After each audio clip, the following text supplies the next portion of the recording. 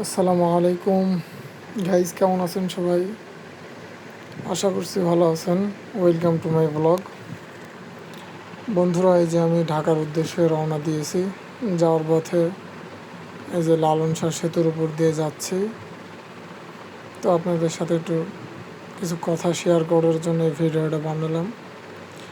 তো আমি ঢাকায় যাচ্ছি আমার একটা উদ্দেশ্য নিয়ে।